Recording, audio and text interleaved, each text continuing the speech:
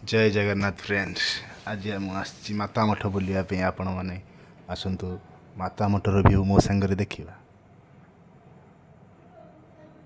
गौर विहार कहले जगार ना जना जाए किंबा माता मठ।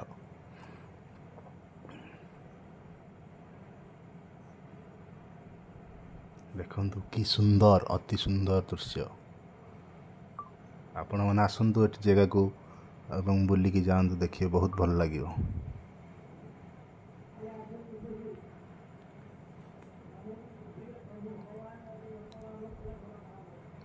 पौराणिक और ठाकुर संबंधी जड़ित किसी जिनस ये देखा और शिखा भी पाइबे।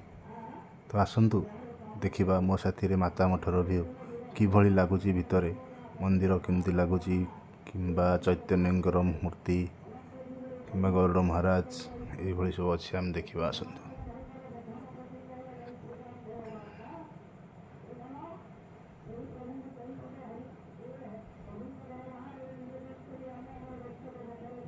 जय जगन्नाथ जय जगन्नाथ। देखु सांग माने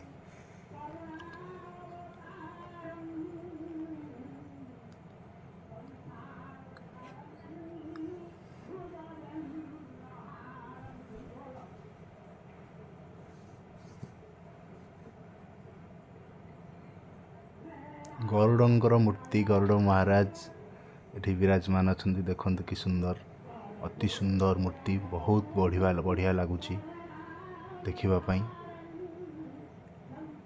तो आपण मान भी ये जगह को आसी जगार व्यूर आनंद नहीं पारे। कहीं आपण मन को मना करेंगे ना 10 टଙ୍କା दे देखिपारे।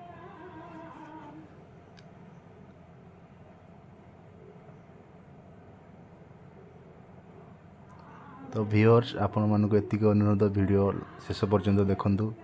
लाइक सब्सक्राइब करी जातु कमेंट करंतु जगह टी को भली लगिला माता मठ पुरी।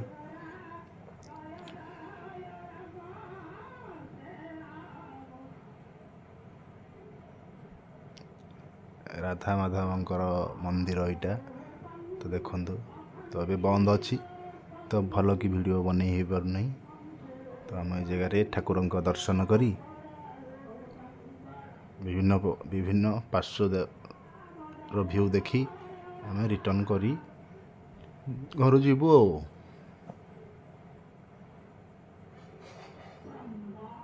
कृष्ण सुदामांकर किभली बंधुता थिला तार भी एक एठी ज्वलंत प्रमाण अंकित करा जाइछि। किसी जानिबा को किसी शिखिबा को ए जगह आपण मानकु मिलिबो। आम जानिथिबा गोमाता आमर गाई आमर गोमाता। तो गाई देहरे 33 कोटी देवादेवी वास करती। तार भी एक सुंदर चित्र एठी अंकित अच्छी देखंतु।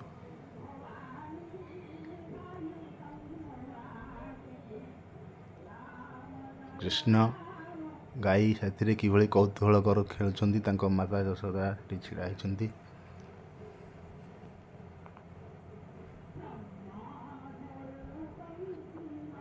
पिला मानकर मनोरंजन करने भी खेलकूद करने जगार किसी खेलर आइटम रखा जाइए। खेलना बिका जाऊँगी। तो पिला माने जगह आणिकी आसिले भी सेमाने भी जगार आनंद नहीं पारे।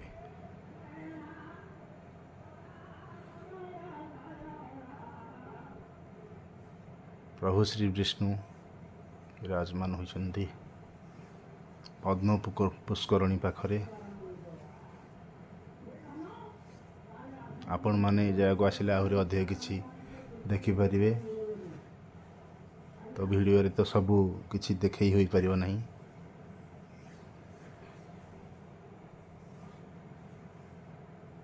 तो आपण मानक एतिक अनुरोध वीडियो टी सब्सक्राइब करेंगे लाइक करेंगे कमेंट करेंगे। तो सांग माने आपण मानक केमिति लागिला कमेंट बॉक्स रे निहाती जणाइबे।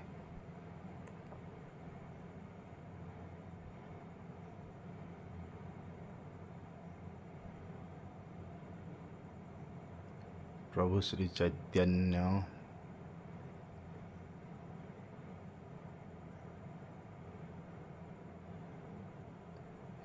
महाराज की जय हो।